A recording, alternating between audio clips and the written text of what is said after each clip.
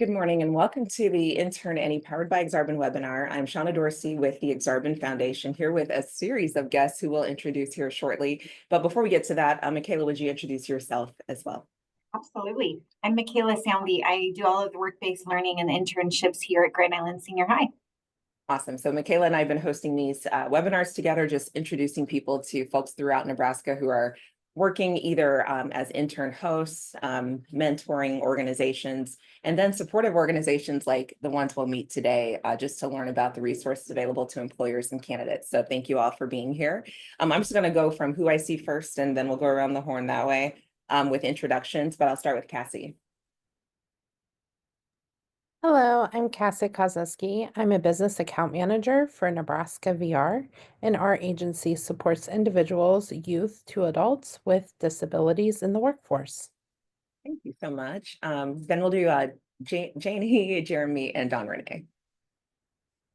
Good morning, everyone. My name is Janae Pancook. I'm Assistant Deputy Director of Re-Entry for the Nebraska Department of Corrections. Thanks for letting us be on here today. Appreciate it. Thanks, Janae. Morning, I'm Jeremy Elder. I'm the Industries Administrator for Cornhusker State Industries for the Nebraska Department of Corrections. And we build opportunities for people to improve their employment outcomes upon re-entering the community. Thank you. Good morning, and I'm Dawn Renee Smith. I'm the Deputy Director for the Rehabilitative Services Division of the Nebraska Department of Correctional Services. Thanks so much for being here. And Melissa. Hello, my name is Melissa Zeiler. I'm the SNAP ENT Program Manager of the Department of Health and Human Services. It's nice to meet everyone. Thanks for being here. So today we typically do a round of Q&A, but our friends here have sent us presentations in some cases. So we have questions or we'll view a presentation. But either way, the Q&A is open. So if you have questions, drop them in the chat and I'll be sure to get those to our folks here on the call. So we're going to start with Voc Rehab. Thank you. Give me just a moment to pull up my slide deck.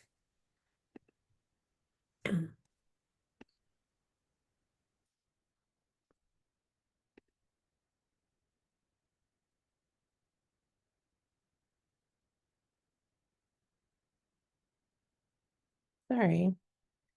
I forget where the little button is, so you can show it as a presentation. Yep, there you go. And then I was on the wrong slide. Silly me. All right. Well, thank you. Like I said, I'm Cassie Kozeski with Nebraska VR.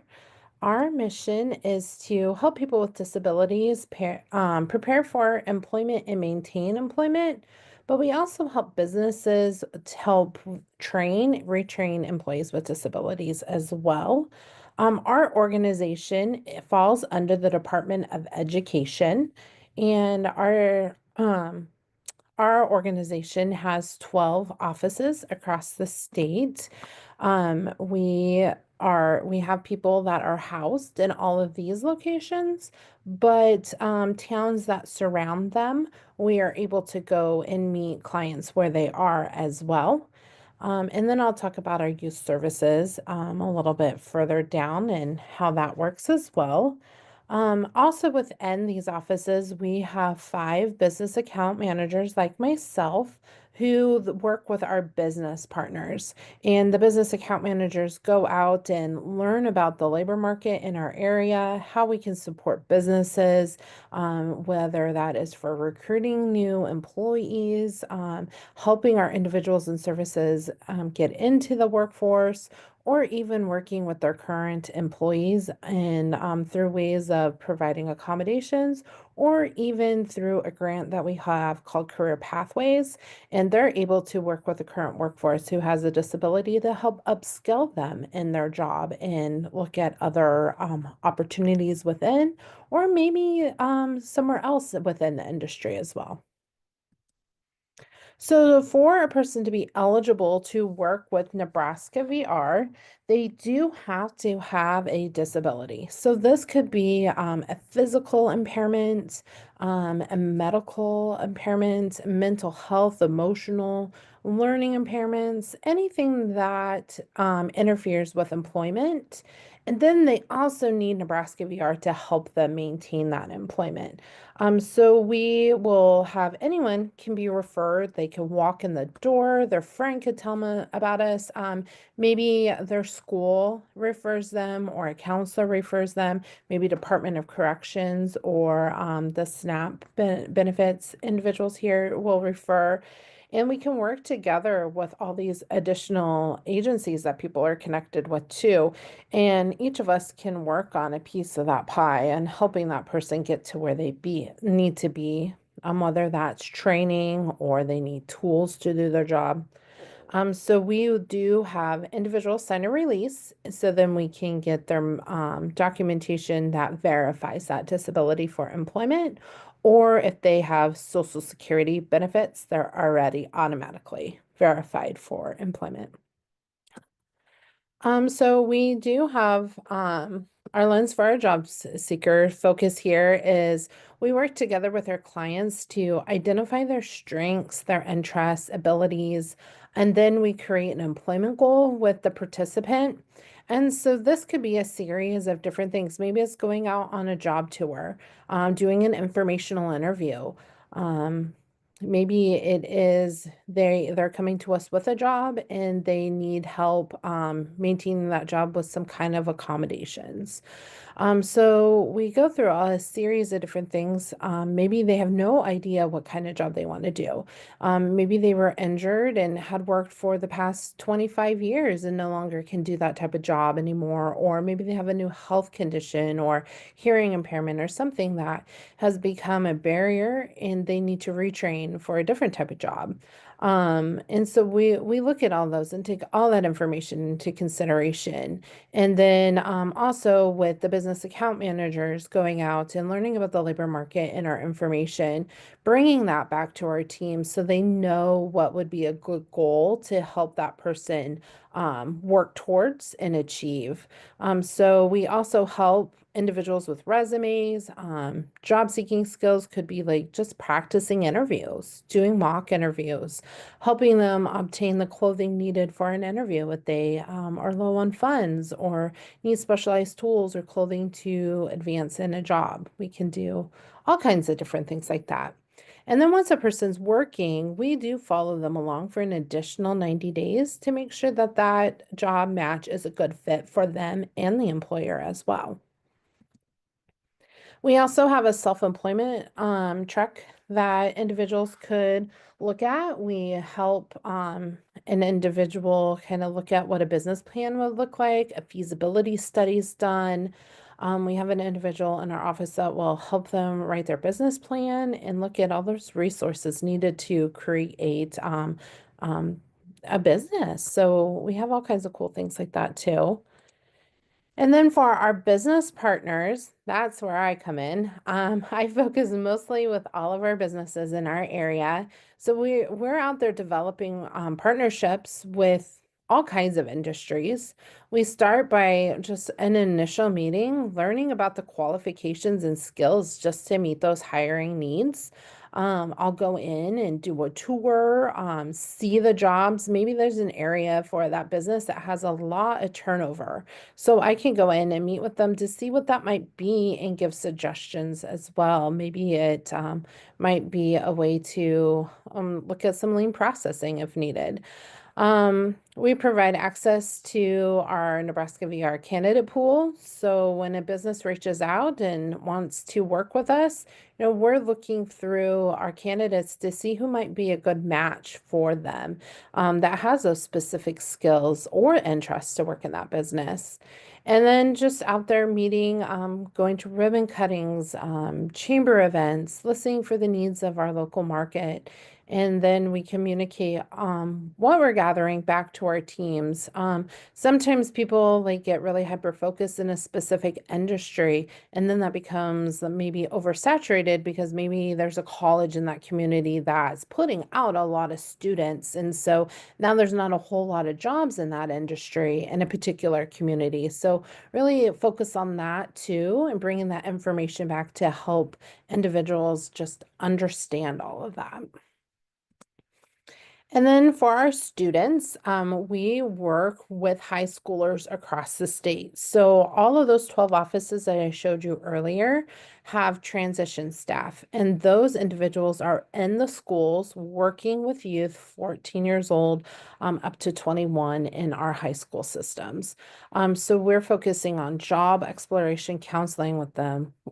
We can provide work-based learning experiences. So that could be setting up employment tours for high school students, informational interviews.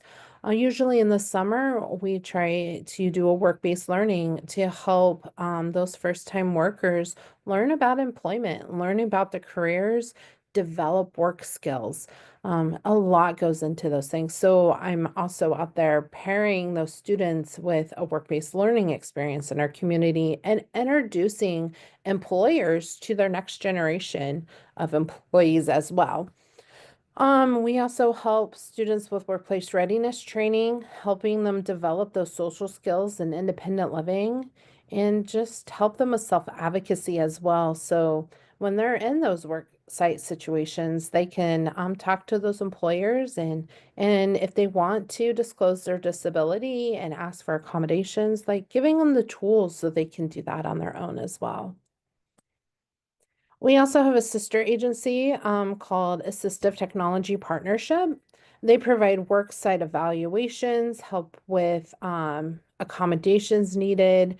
We also have a cool program within where they can loan out equipment to individuals. Maybe they need an amplified telephone so they could hear when they're answering the phone, or maybe they need a different type of ergonomic chair or desk to do their job. So people can try those technologies out before we purchase them. And then in general public, they have a reuse program where people can come in and check out wheelchairs and canes and crutches and all kinds of mobility devices if they need that as well through the AT for All program. And this is just a few examples of what assistive technology looks like. So when I was saying that we can also help people just maintain their job, maybe they need one of these devices to help them work easier.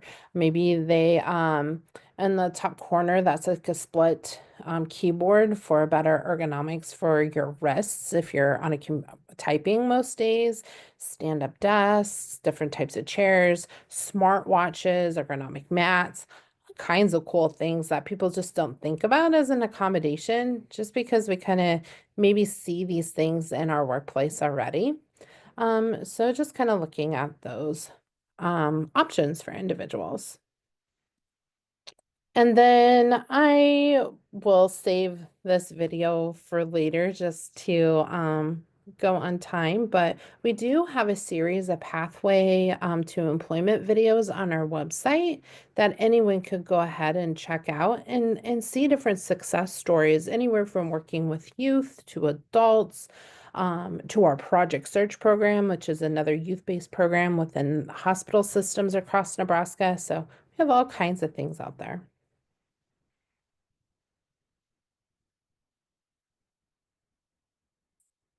So I don't know if this is the time for questions, but I'm here if you have questions.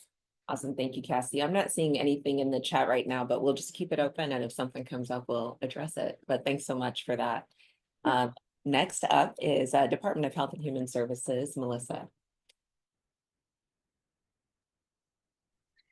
Hello. So the SNAP Employment and Training Program is a program that is mandatory to be ran in every single state. And the purpose of the SNAP Employment and Training Program is to assist household members that are receiving SNAP benefits to gain skills, employment, or work or experience to increase their ability to obtain regular employment and earnings that will lead to self-sufficiency. So each state has to send in a state plan regarding how they're going to operate. You can operate as a voluntary or a mandatory state. Currently, right now, Nebraska runs as a voluntary state. That means this program, the participant can start or stop at any time. So they could start the program and determine this isn't the right fit for them, and they could stop, and it's not going to affect their SNAP benefits at this point in time. The goal of SNAP Employment and Training in Nebraska is to assist individuals to find more suitable employment, to provide support to their families while they're looking for this employment and after they find employment, and then to decrease or eliminate the needs for public assistance. In our federal fiscal year of 2024, we had enrolled 260 new participants. Out of those 260 new participants, 87 were able to find employment, and then 40% we were able to reduce their SNAP benefits, and 60% were no longer eligible for SNAP benefits. To be eligible for SNAP employment and training, you currently have to be receiving SNAP benefits. You cannot be receiving the cash assistance, TANF or ADC as we refer to it here in Nebraska, and you have to be able to work upon completion of the program. We currently have 4 workforce coordinators that are located across the state. They are in our western service area, so like Scottsbluff, Sydney, and then we have some in North Platte, Lexington, Kearney, Norfolk, Columbus, and Beatrice, along with Omaha.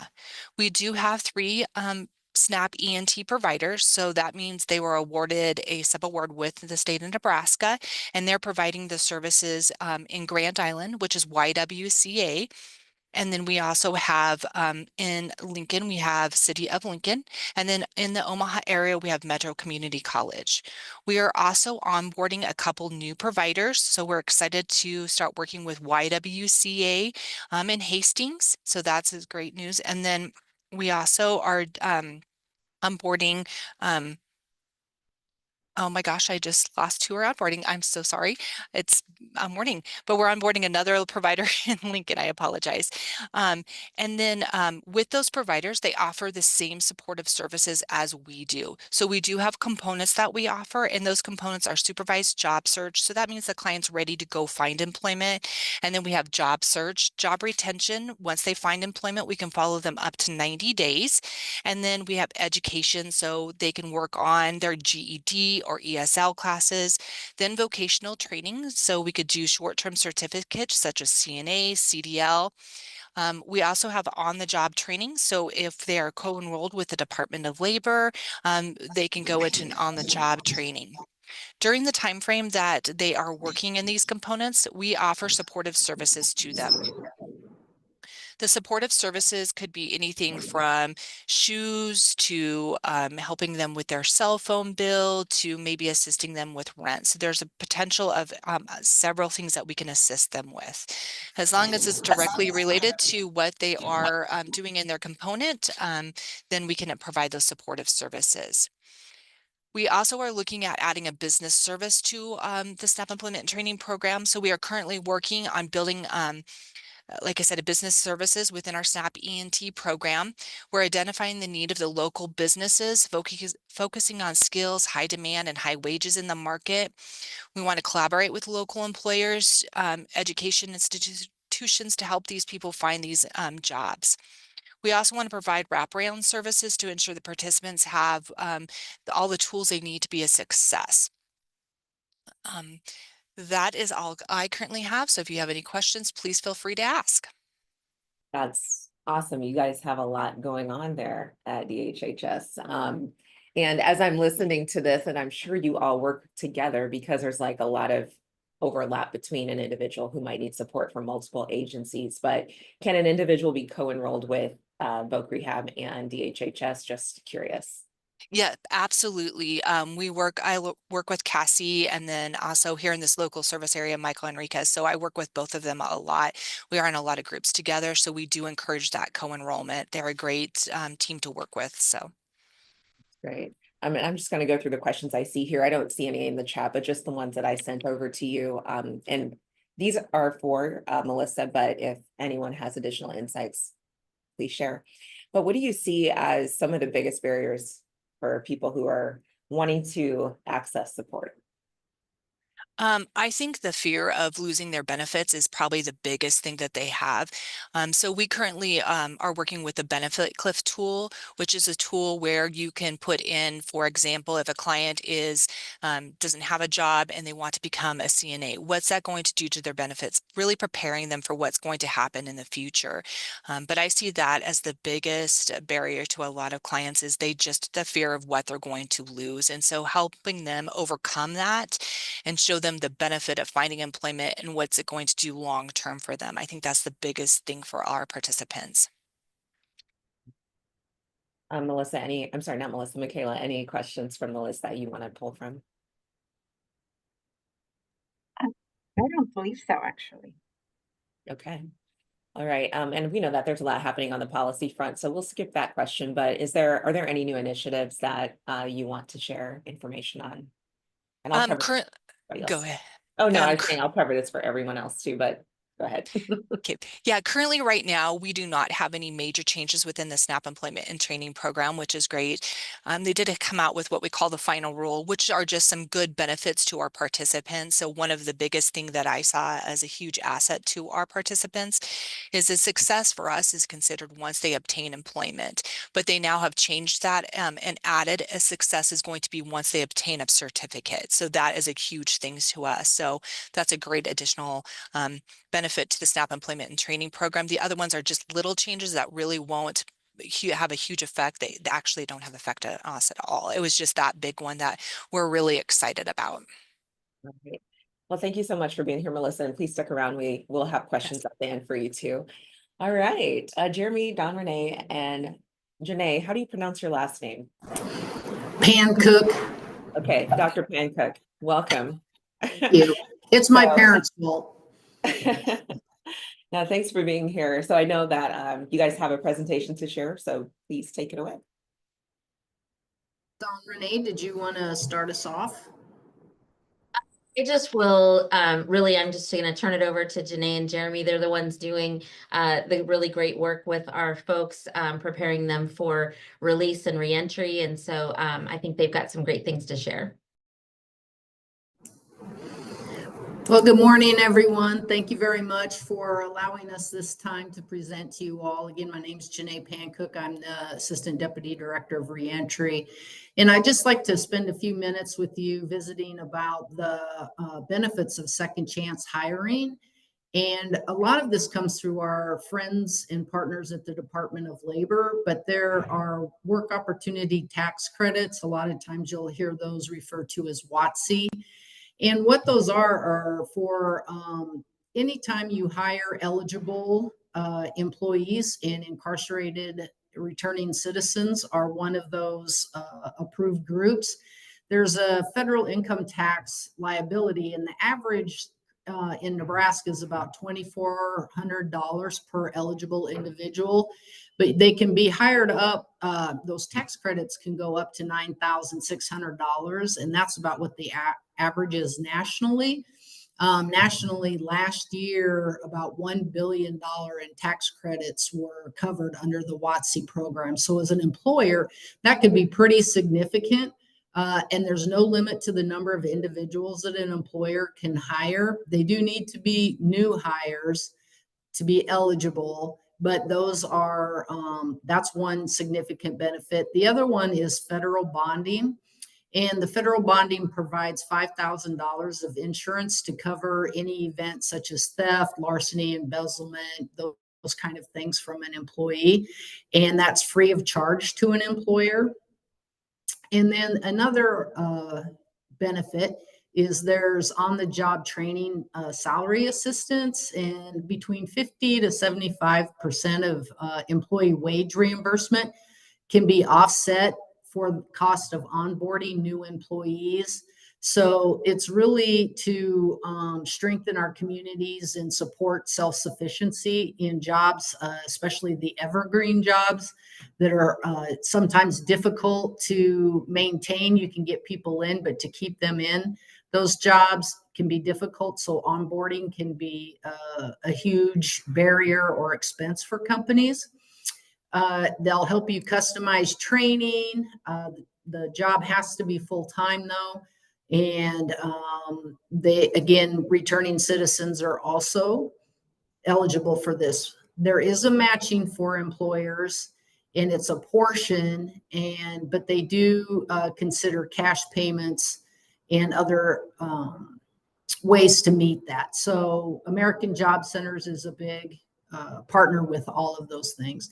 And I can I put my name and email in the chat earlier. So if anyone would like more specifics on any of these programs, please reach out to me or your American Job Center. They are the experts and have all the processes down to a science to help your business get enrolled. And then I just like to talk briefly about the employer feedback. So the UNO Justice Center had released, our Center for Justice Research, pardon me, at UNO, had done a study, and it was released. It's on their website. Again, I can provide it, but just on the employer side, they asked them about benefits of being a second chance employer. And they really spoke to this population being extremely valuable, especially again in those evergreen jobs. They're dedicated. They'll work the hours if asked. They're hard workers. They're very loyal. One quote was, they're very loyal if you give them a chance and they're on the right path. They're very, very loyal. And that was from a food industry that had hired 333 returning citizens. So to me, that's a lot of data to have that kind of response of the value that these returning citizens hold. We do work with the CDL program, service delivery training program, and we've graduated 40 folks from that program, and the feedback from the trucking companies that have hired them reflects exactly what I just shared. Hardworking, dedicated, loyal, show up on time, go the extra mile. It's been an extremely positive, fruitful partnership. And then on the converse side, for the returning citizen, obviously there's benefits too, financial stability, increased reentry success. And I hope we can all relate to having a job is more than just the paycheck. There's that sense of purposeness and self-worth. But beyond that, personal growth, I think we all can say personal and professional growth can help inspire us too. So it resonates with our population, enhances that positive social and community reintegration. But probably for me, the biggest thing that I have seen is it's really that rock or that stone in the middle of a quiet pond, where the ripple effect of having employment, not only the personal and all those things, or the financial, but with your family and in our communities, but it has the opportunity to truly break generational incarceration, juvenile incarceration, or justice involvement. I really believe employment is one of the key cornerstones of interrupting that generations of cycling through various systems. So I see second chance employment can really provide all of us the win-win-win-win scenario. So it's a win for our business. It's a return for our returning citizens. It's a return for our communities. They're safer. And then also for the taxpayers, as success in reintegrating is increased, then they're buying services and goods, producing services and goods, paying taxes, and that's a benefit to all of us. Another exciting opportunity, I think, will really resonate with some of those on this call, is I'll turn it over to my esteemed colleague, Jeremy Elder with Cornhusker State Industries, the Industries program, but to talk a little more about joint venture and those opportunities to enhance people's skills before they even enter our community. Jeremy?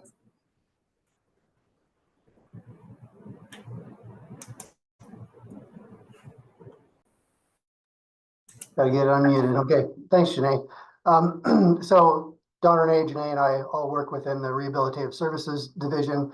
Just want to mention briefly that we have, you may have heard of Reentry 2030, but we've got really lofty goals of improving reentry outcomes. And then you'll also notice there's a Transform Nebraska on our screens. So we have implemented a 5-key model to well-being across all of our facilities. So Cornhusker State Industries, we like call ourselves CSI. We align with many of those parts, but mostly with meaningful work trajectories. So that 5-key model of well-being, we really look at what the whole person needs, but employment is definitely, as Janae mentioned, a big part of that. So just some background information on CSI. So we're a self-sustaining division of corrections. Basically what that means is that the products and services that we offer go to pay for the wages for the incarcerated people that work in our program, for our staff, equipment, raw materials. And then if we are successful enough, that also leads to expansion. We've done some building expansions and expansions of different shops. So ultimately it leads to just more opportunities for folks to develop work skills within corrections. On a daily basis, we've got about 500 job assignments working every day. And I'll kind of get into that, the different ways that those job assignments exist. But approximately 130 to 170 people that work in our program leave corrections each year with at least 6 months of CSI experience. And just to give some overall context, because I think lots of people have kind of a misconception of corrections that we take people, we lock them up and they're locked up for long times.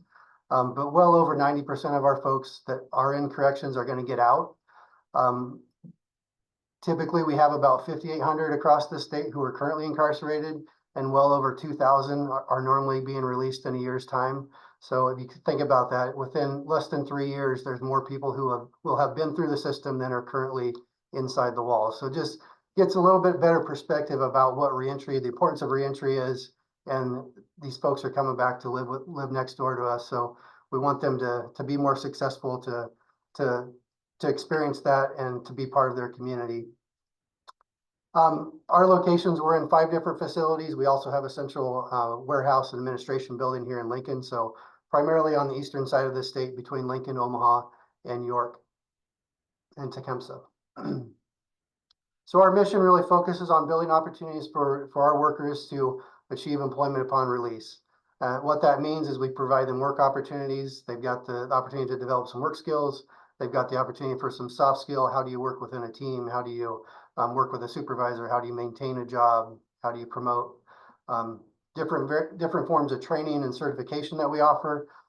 That's one of the things we've concentrated on is trying to provide people more third-party certifications, something they can leave corrections and show an employer that's not just that corrections is saying that they accomplished something, but they have a valid certification that they can apply to their potential new work.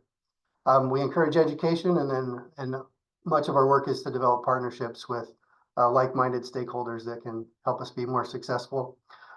Just a list of some of the traditional products that we offer. So when I speak traditional industries, essentially that means we can sell to government and nonprofit agencies and fraternal organizations. So that encompasses wood, furniture, metal, chairs. License plates are probably one of the things that you typically think of. So like in a 6-year license plate cycle, when you get a new plate, we produce about 7 million, actually between 7 and 8 million plates in that license plate cycle. We produce chemicals, clothing, signs, braille. We transcribe braille. We have a print shop that has engraving and awards, laundry. So we provide laundry services to corrections, health and human services, veterans homes, county hospitals, and even some university work. And that on an annual basis, we do about 7 million pounds of laundry a year. So I know laundry at your all's homes probably is daunting, but 7 million pounds, it just gets overwhelming sometimes. We also administer 16 different work crews. So folks in these programs are one step away from working in the community. So the work crew is supervised by a correctional corporal, but they're out in the community. They may be working along the roadside, cleaning a state office building, doing building maintenance or grounds work, things like that. Joint venture is kind of a small part of some things that we have done, but a couple examples. For many years, we had a partnership with a nonprofit that did home building. So they had trained incarcerated workers to build the homes, to do all the construction processes. Then they had guidelines of who was eligible to purchase those homes. Another example of this, we've had some partnerships with vocational training at one of our facilities where Correctional Industries was the one to provide the building space and the resources to put it in place. So we've had two different partners with that, between doing vocational instruction in construction and electrical. That's expanded into some more, also to some digital work with our current partner in that arena. But essentially it's a partnership. It's got to be the right fit between who our partner is. Typically that would be a nonprofit or somebody that we can work with more in a traditional type of a sense. Private venture, so this is the Prison Industries Enhancement Certification Program. Private venture is what it's typically referred to. So this is a federal program that allows us to partner with pretty much anybody. So in this program, the workers are paid prevailing wages. The products and services that we offer can go to anywhere, be sold just like they would be in the private sector. There are requirements. So like a really basic one is non-displacement. So for example, if a company had 50 spots for welders and they could only typically hire about 35 and 15 were chronically vacant, you can pick up shop and bring those 50 jobs inside. But if you have proof that those 15 were hard to hire, we could potentially talk about a partnership to where that work was done inside of a prison with a partnership with Correctional Industries, and you continued your work on the outside with the remaining work that you had. There's other requirements, just because there's a lot of review. There's application and a review and the compliance processes, but essentially it opens the door to partnering in a number of different ways with any organization that may be able to use the resources that we have, and then also provide meaningful skills to the folks that are in our care. One of the big benefits to this is that many of the folks that have worked in these jobs for a period of time can leave with several thousands of dollars in savings, which typically lends itself to immediately having access to transportation, first month's rent, so housing, all those stabilizing factors that would get you on the right path to not coming back to prison and having success in the community. And the best partnerships that we can offer are ones where folks get the training inside the walls, that employer potentially has opportunities for them on the outside, so they can go directly from release to full-time employment and be a benefit to that, continue to be a benefit to that employer. This is just kind of a list of some overall job skills that we have throughout our different operations. And just to point out a couple, we've got folks that do computer-aided drafting. We've got people who've operated CNC machinery, do graphic design. So just kind of changes that perception of many of the jobs that we can offer inside can be very technological. We've got infrastructure that allows us to securely network computers together to do functions like that. All of the sales, inventory, manufacturing transactions that we do are probably 90% of those are processed by incarcerated people because of the security access the security restrictions that we build around that, the security that we provide. But they do a lot of the meaningful work throughout our whole business, and it's part of what makes our model sustainable. Mentioned certifications before, so a few of the certifications that we've offered for a number of years are forklift, braille transcription, OSHA, and Association for Linen Management applies to some of our laundry positions. The biggest one that we've really worked on is federal apprenticeship. So we have apprenticeship programs in pretty much all of our traditional programs, and they line up with the operations that are in that shop, but anywhere from industrial maintenance to sewing machine materials, printing, cabinet maker, those types of things. And then just to kind of recap opportunities for partnership. So if you happen to see somebody who's got Cornhusker State Industries on their resume, or if they have something related to one of Janae's programs, really take it to heart that that person has taken it probably one of the lowest points of their life and tried to make it into a positive thing for their future success. So really encourage you to take a look at folks who've tried to make that turnaround, because there's a lot of impressive stories out there from folks who didn't think they didn't really know that they had the skills to be successful in careers, and have really proven that while they've been inside. Just a note on traditional customers, if you're part of an organization, you can certainly look at, whether it be a church, a school, some other organization, our products and services are available to you. And if you have a business that you know of, or a need out there in the community, certainly be thinking about Cornhusker State Industries as a potential partner for that. So thank you. That's what I have to share. That's wonderful. Before we get to the wrap-up questions, I just wanted to ask on the certifications that you partner with DOL on, are those aligned with jobs that you find are more likely to be background friendly? Is that kind of part of what your approach is? There's definitely resources out there to identify more background friendly jobs. They're mostly aligned with what our traditional operations are. And so a lot of times, many of our traditional operations, you're not necessarily going from that job on the inside to one that's exactly the same on the outside. Really, we have to work with folks on figuring out what the transferable skills are, because there's a lot of transferable skills that people learn. One of our most recent success stories is a person who worked in laundry, and he had finished his apprenticeship in industrial maintenance, laundry. I'm not sure if I got quite the right title, but he essentially went to an industrial maintenance job in a local community shortly after he was released. He's promoted since then, but it was that, I'm not sure how much a part of the certification was, but it certainly definitely got him looked at and then launched him from there. That's wonderful. And speaking of success stories, I would love to hear those. I know Cassie had one in her deck, but Cassie and Melissa, if you have one that you can share with us as well.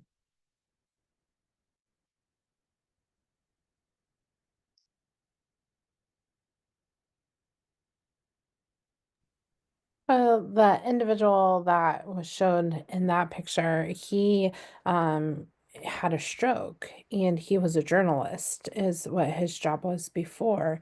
And from like having that health condition, it really affected him to be able to continue as a journalist, as a writer. And so he went through retraining through our organization. And at that time, we had certificate programs where we partnered with different industries and provided short-term certificate trainings where the host site, that business, would bring a person in on like an on-the-job training and give them the skills and the education and the tools that they needed to complete those jobs. And so at the end of that certificate training, the individual received his HVAC certification and began working as a person that does those types of jobs at that business. Sorry, I haven't watched it for a while, so I don't remember which company it was, but we also used to have a certificate program within welding. And so they would identify as a person that would have that skills and interest, and we would put them to work in a company, and they would train them within their business to become a welder. And then at the end of that training time, then we would determine if they were going to be a good fit for that business and roll over to employment. So there's just lots of successes everywhere out there. I think for us, one of our biggest success here lately was we had a gentleman who had a major heart attack, lost his job, had to come on assistance. He had always been doing physical work. And so we really had to help him understand that getting back into the work field, he had to really change what he was going to do. We were able to co-enroll there in Beatrice area with the Department of Labor, and we got him into an on-the-job training as a bus driver. He was really afraid of how he was going to lose that medication, which was crucial to what he needed from recently having a heart attack. So he has been successful. We we only are to follow up within 90 days, but we do continue to reach out to this person just because of the success that we had and such the great story he was able to tell, and the ability to go from physical labor to non-physical labor was huge for him. So we do follow up with that. But like Cassie said, we always have great success stories. I know we had one person in the Omaha area. Bus transportation is hard in that area, called me up and said, can you buy me a bike? Absolutely. And I'm like, with that bike, in the wintertime, how are you going to ride it? Do you need snow boots? Do you need a coat? And this person was so thankful. For the next month, just kept texting me. Thank you so much. Thank you so much. Just those little things are just motivation to keep doing what you do every single day. Great. Okay, so I'm just going to skip one question, but go to how can workforce development, either agencies, initiatives like the Intern Nebraska initiative, which is focused on that emerging talent, but how can these types of initiatives better support all of your work? Whoever wants to start.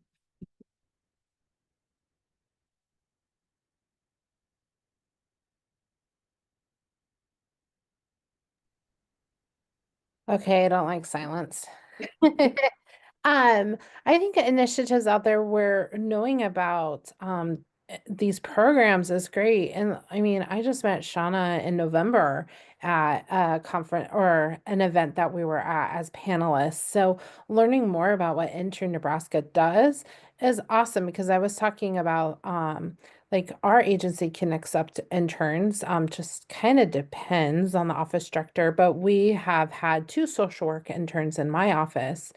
And I was able to connect Shauna with the intern director at UNK in the social work program because as a social work graduate, we don't get paid as interns. So knowing about this internship opportunity and how to connect Intern Nebraska with businesses so interns can get paid for what they're doing is awesome. But also at Nebraska VR, we also can help individuals obtain college degrees, and knowing about all of these different organizations that can support college individuals as well is great. And we can connect our clients too. But just learning from the panelists today as well, like the Department of Corrections, we see a lot of individuals that have some kind of justice involved in their background, and knowing that all these great opportunities that they get to have within the justice system is really good questions for us to start asking. Were you involved in any of these types of activities, or knowing if they were in state prison system, if they were part of the Cornhusker program? Now we can ask those questions and then know these are the types of skills and work that people were doing. So it's really good to learn about that and hear that, and just be able to connect with all of our helping agencies so our clients can get the best services. And no, we all call it braided funding, so everybody can have that piece of the pie. Instead of one agency providing all of the support services, we can all share in that and all share in the wins and the successes that our job seekers are having. I would concur exactly. Casey, you said everything I wanted to say. You jumped in first. But I would think, just this forum and knowing the resources, because we're all interconnected, our communities are interconnected, and really capitalizing on those partnerships as opposed to trying to build capacity or stand something up independently, and knowing about those. So then we're in a much better informed position to support our team, our transition. Well, our team members know, but then that transcends to the population, right? As they're coming or while they're with us is a huge opportunity. We kind of like to say, have time serve them. And so these are out there to support you. So, work towards that. And then, your future is yet to be written. So here's some opportunities to engage with. And then there's more supports as you transition. You're not alone in this journey. So as much information as we can know what's going out there is a benefit, not only internally, but definitely externally. So I appreciate this opportunity greatly. Yeah, I agree with both of you. I think Cassie made a good point, just knowing the agencies and what they have to offer. I also think it's a great thing to focus on the participant and not get wrapped up into what supportive services they don't need to know what connections, they just need to know that they're going to have that support there. And so we as the agency can figure out how to support that client. That's one less stress for them. So if Cassie and I can split something, you know, her and I can work that out and not place that barrier onto the participant. So just knowing what everyone has to offer. The reentry is something we've been looking at. So I really appreciate this information today and have passed this along. So this is something we've really wanted to focus on. So we truly appreciate the opportunity to be part of this and to gather some additional information. Well, we appreciate all that you all do. And like Cassie mentioned, when we met in North Platte and when I met Jamie from DHHS in North Platte, I was like, more people need to hear about what you guys do, because I know that there are employers and students and others who could benefit from the many services you provide. And like you said, just help build a stronger Nebraska together. So that's all I have. And I know Michaela's going to wrap us up here. Yeah, this has been great information. Thank you all for doing this. If there's one key piece of information that you would want our listeners and today and our listeners that may hear this in the future to hear, what would that piece of information be for them?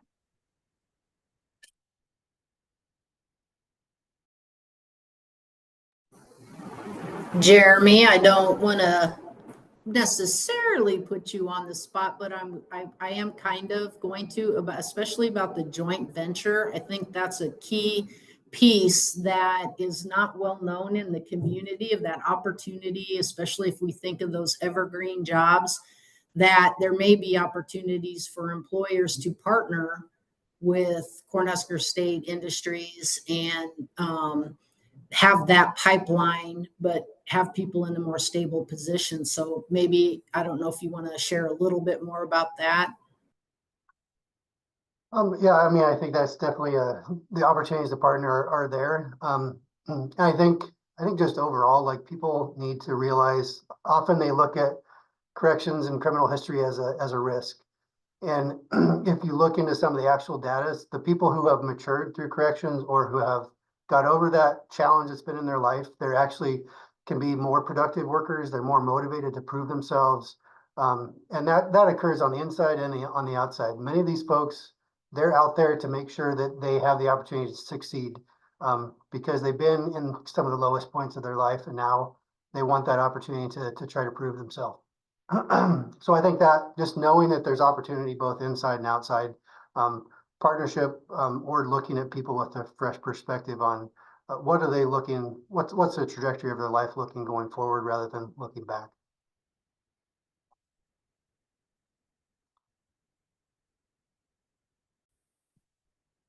I would say for people to understand about Nebraska VR is that we're going to have an untapped labor pool out there for businesses. So reach out to your Voc Rehab offices. And if your business also is in another state, reach out to that state's Voc Rehab office, because we're all have the connected mission of helping individuals get employment and maintain that and be successful.